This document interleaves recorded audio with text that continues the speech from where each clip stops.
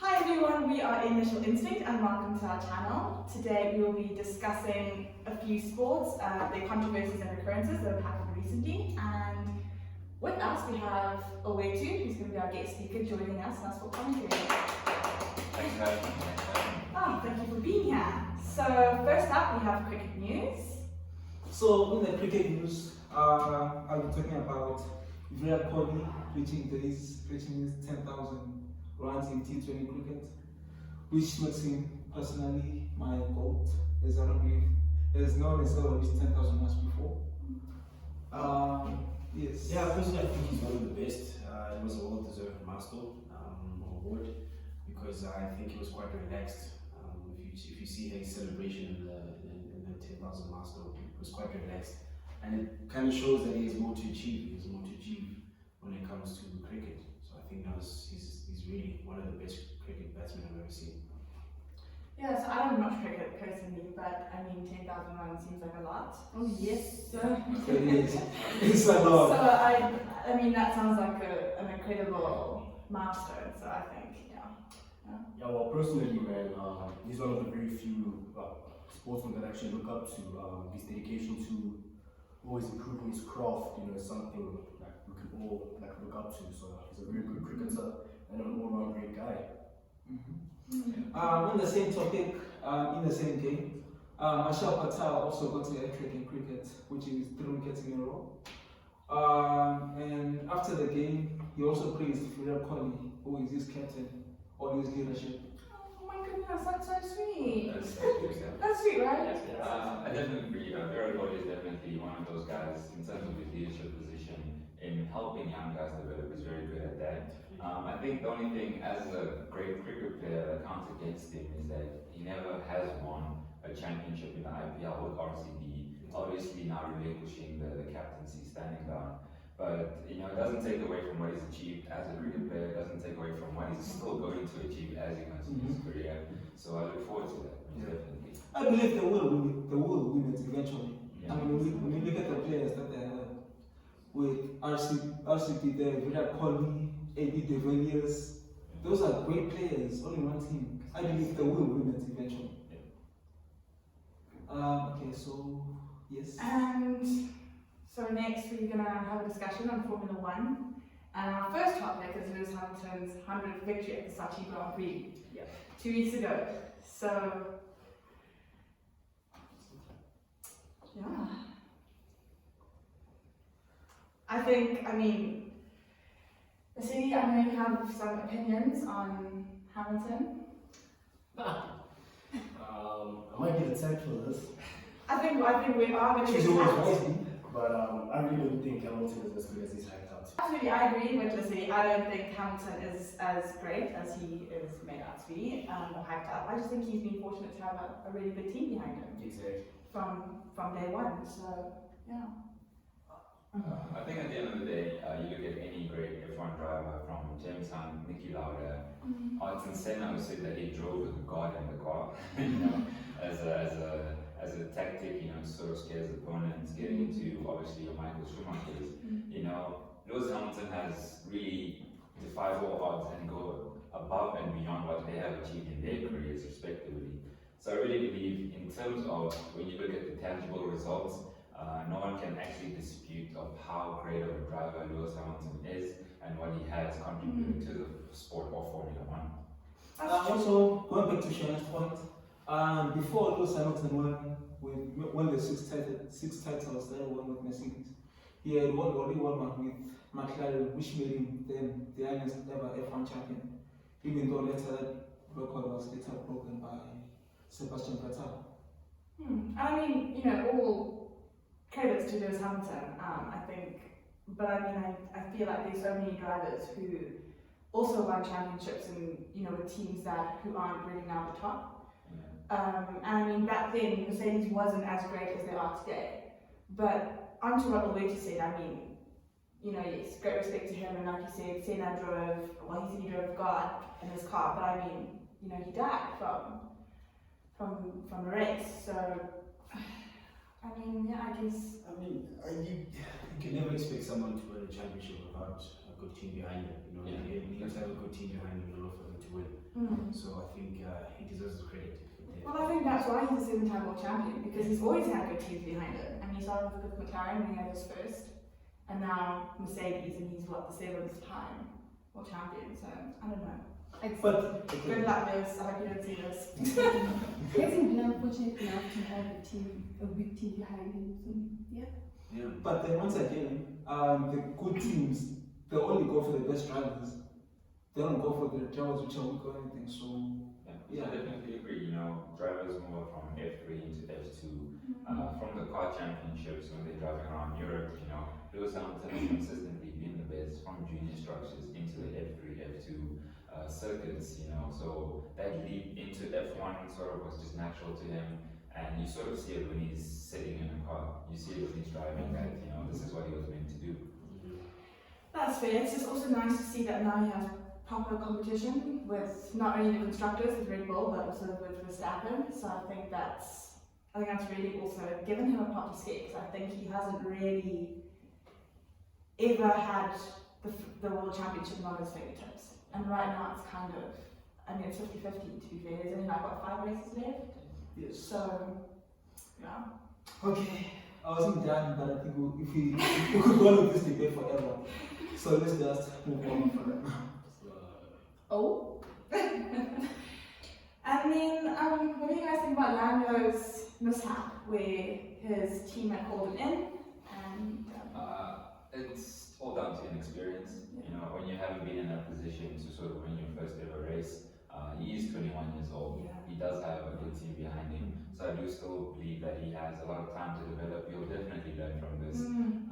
Obviously, the rain, they sort of said that they didn't see it around a couple of turns, but then Hamilton was like, okay, it's getting a bit heavy. I think Lando thought he could push it, knowing exactly who was behind him, and that was the wrong decision in the end. But like I said, it was a 50-50 situation, but unfortunately, he couldn't get the win on the day. Yeah, it's like what you said. So let him careful, and he will, in future races, he will learn to trust his team more. Yeah, I agree. I mean, I think it was a rookie mistake. Like always said, he is the baby of Formula One. I mean, yeah, I think so. He's also really progressed this season. He's done extremely well. Yeah. And I think he'll definitely learn from it. And I think his team might have been frustrated because it would have been his first win, Yeah. which I think made it a little bit harder to kind of accept. Especially after they took the 1-2 just a couple Yeah. of weeks prior. So I have a question for you, Sharon. Yeah. So you defending Lando as if your life depends on it, like as if you paid to do so. But you never speak up for Hamilton. Why is this the case? Is something we're missing? No, I just think, I think, like I said, Lewis Hamilton's a good driver, but I think Lando's had to work really hard for where he's had to be. McLaren hasn't always been the top team, and I think he's done an exceptional job, especially, he's so young, he has to deal with all this pressure. But Mercedes, wouldn't you also just not kind of stand up for Lewis? Not gonna lie, I would. So, Yeah. And anything else on the Formula One? Formula One, I think we are in a changing landscape. Obviously, Valtteri Bottas going to Alfa Romeo soon. George Russell coming up from Williams Oh, to the Mercedes team. Incredible. Russell was an incredible F2 driver. Yes, he You was. know, literally could say lost a handful of races before taking the championship landslide. So I'm excited to see that. Can the cars get better? You know, obviously with the new regulations in place. Yeah. I look forward to seeing what Red Bull and Mercedes will bring to the table. it's going to But be close. personally, I am a Ferrari fan as well, and I think Leclerc and Sainz are good drivers in the 1-2-seater Ferrari. So it's going to be an interesting season. Very interesting. Yeah, and I also think with Russell, after when he last drove for Lewis last season, and he had that puncture when he was actually going to win, and so I think That was hard.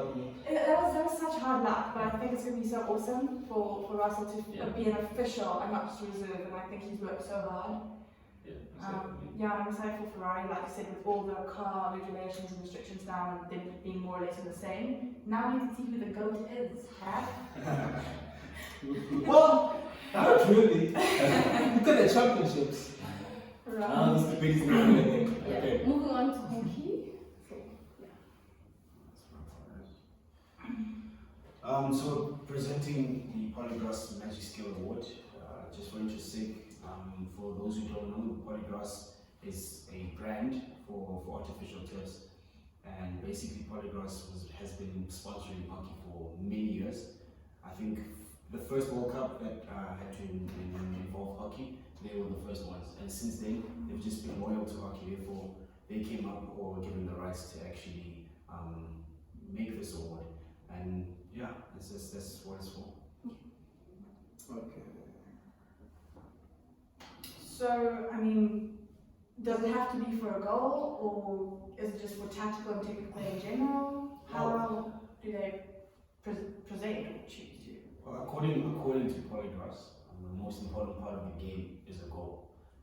So yeah, that's how they put it. It has to be a goal. That's what the award is given for. That's cool.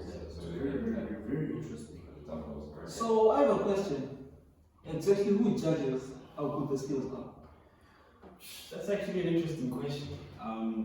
Because I did do my research, but I'll have to look more into that.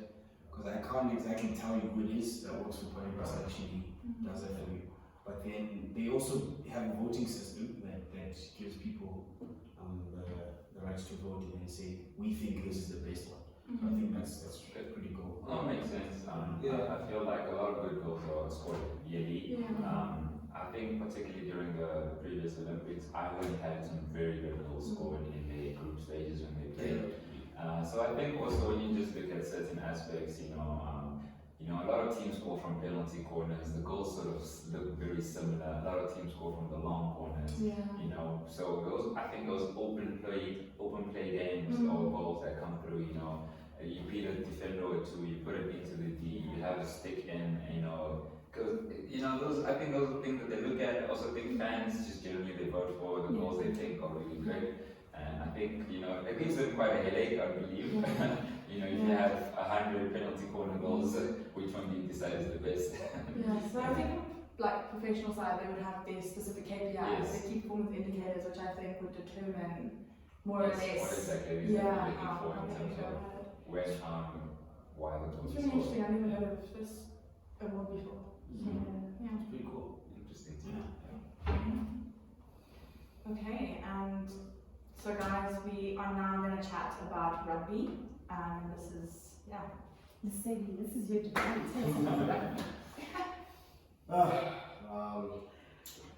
Very, very controversial.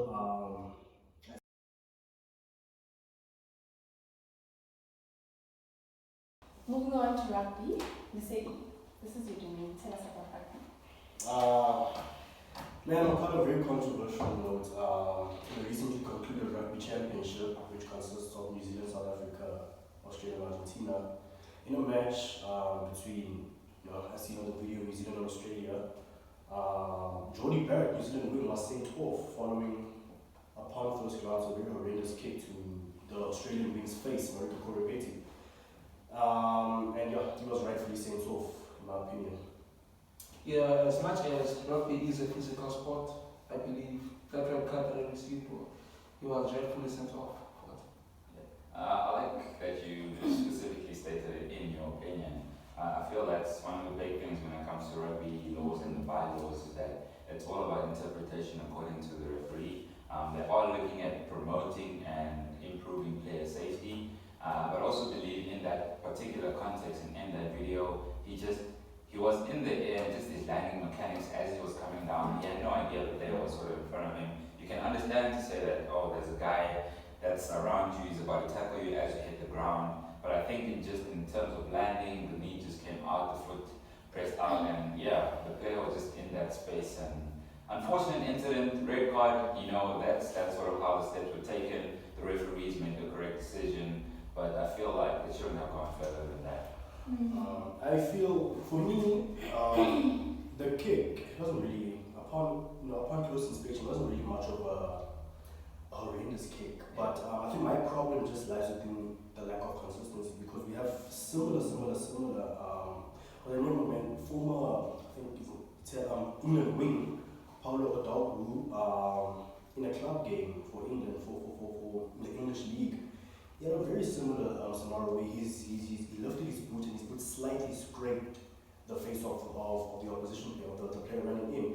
And he was slapped with a heavy ban. So I think for me, just the lack of consistency in officiating is what really gets to me. So I agree with Owen too on that point where he says it is an unfortunate decision, but in terms of landing mechanics, I mean, you can't anticipate for a kick like that. So his follow through, unfortunately, was not how ideal. But like I said, you can't anticipate for a kick like that. So on Lucy's point, one thing you never really know is also when it comes to citing certain situations that happen in games, you also have to look at in terms of the player's disciplinary record. Okay, has this player been cited before?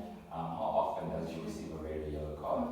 So for Barrett, for someone who's only received, I think, 2 yellows and a red before, all very also unfortunate circumstances, you could sort of see where the disciplinary committee would come together and say, this is not a dirty player.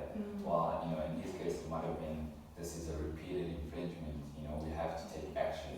So that's why maybe you receive that ban of 4 or 5 weeks with the sanction. But sometimes, yes, I do agree there should be a lot more consistency. But also I think in terms of promoting player safety, that is important. But you start taking away from the game when now you're going to tell players not to jump up for the ball and contest because they might get a red card and leave the field. So that could also ruin the game. So player safety should be important, but protecting the game should be paramount in that situation.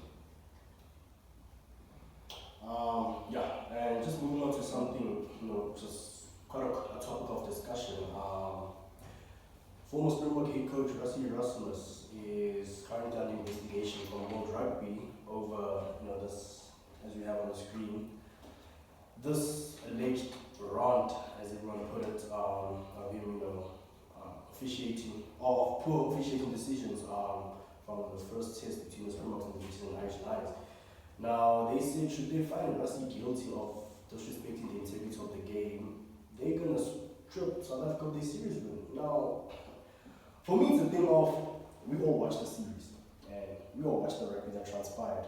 So for me, to strip the Springboks of their series win would mean nothing, because we saw the Springboks physically dominate the Lions in the second and third tiers. So for me, it's a thing of, it's a piece of paper, okay, you can take away our piece of paper, take away our title, but then we actually we saw what happened. So what is your take on this Rassie scenario? Yeah, I think in terms of trying to strip away in terms of the title, the series win, obviously British and Irish Lions having won in Australia in 2013 and then drawing the series in New Zealand in 2017. South Africa sort of did something that hasn't been done in the last 12 years as the series has progressed.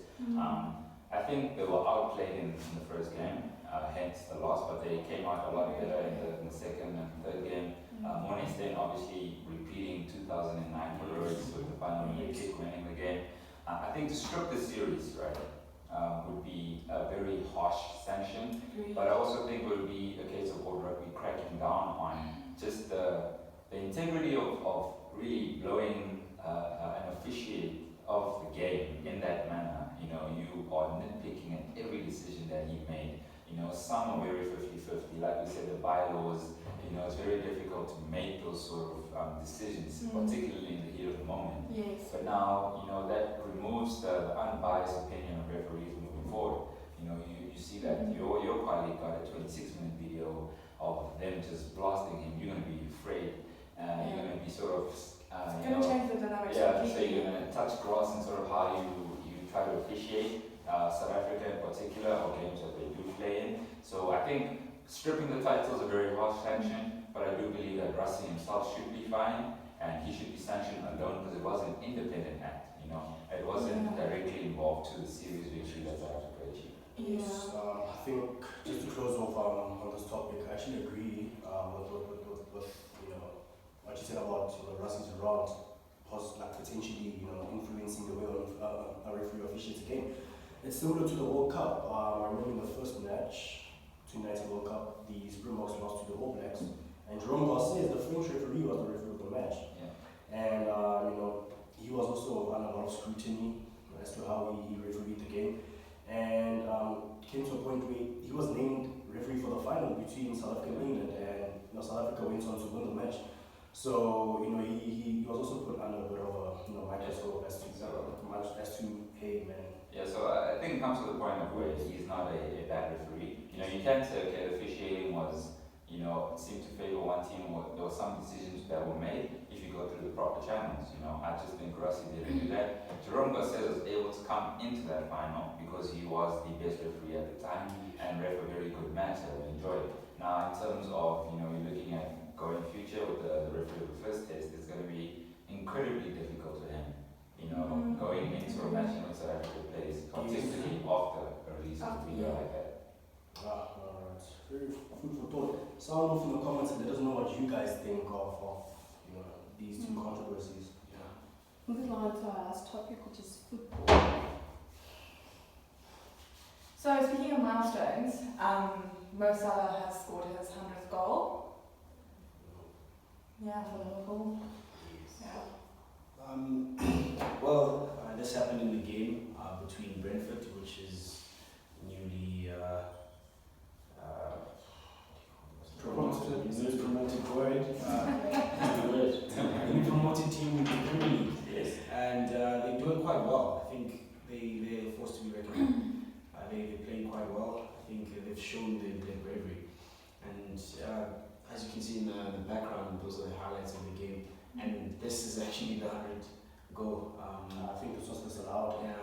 Oh yes. This is when he was offside. But this was a beautiful game. I think this is a great achievement for Mohamed Salah. He's one of the best forwards. Yes, and just onto that, he becomes the quickest African player in Premier League history to record 100 Premier League goals. He's done it faster than any other African player, which is a very, very, very good milestone for him.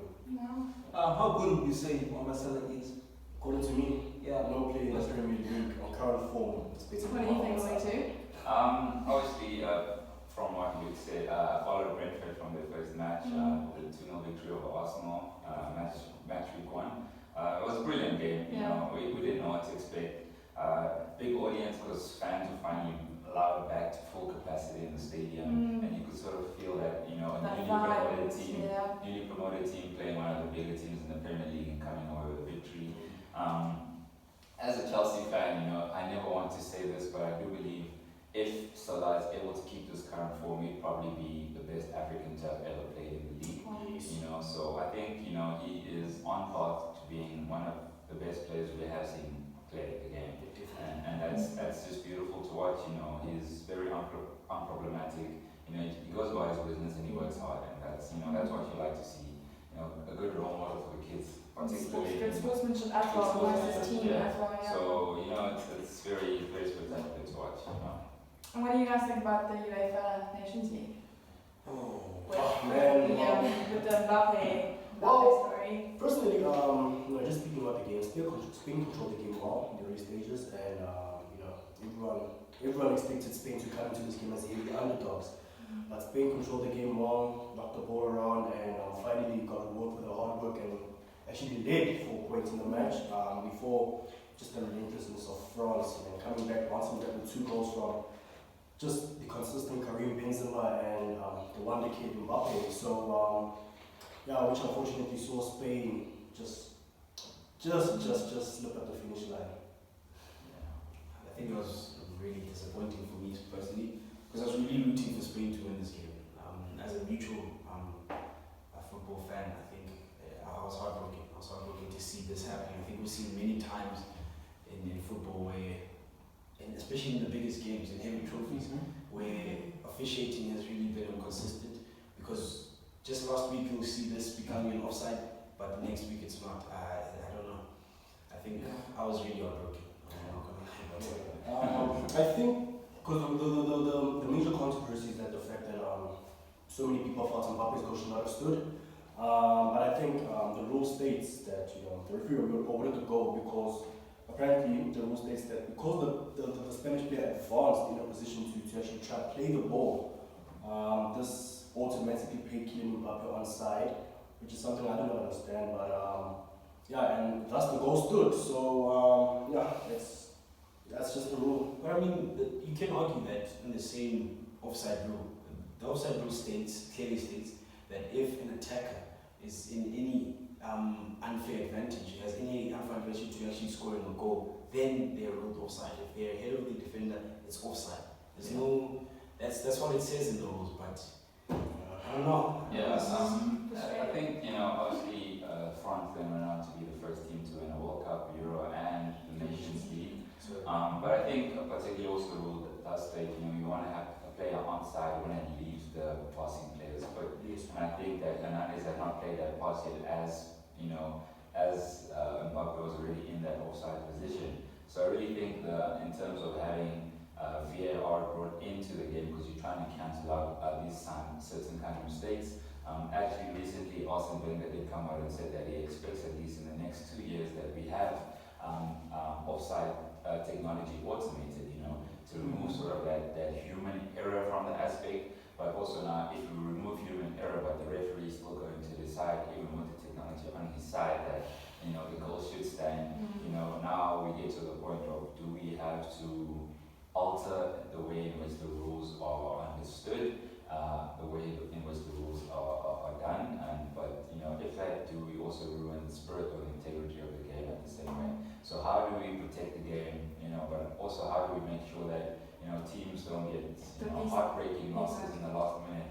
And what the world unanimously agrees is an offside goal. Yeah. Quite a touching topic, but at the end of the day, France was given the accolades of that day. They won, and that's that. Just let us know what you guys think about this goal and whether you think it was offside or not. But from a personal point of view, I was heartbroken, as I said, and I think this was an offside goal.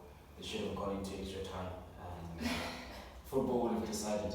Yes. But at the end of the day, the officials made the decision, and that's what happened. Well, guys, we have concluded, and thank you again to our guest speaker. Thank you guys for listening to us. Please watch it, like it, and subscribe, and we hope you enjoyed it. Yes.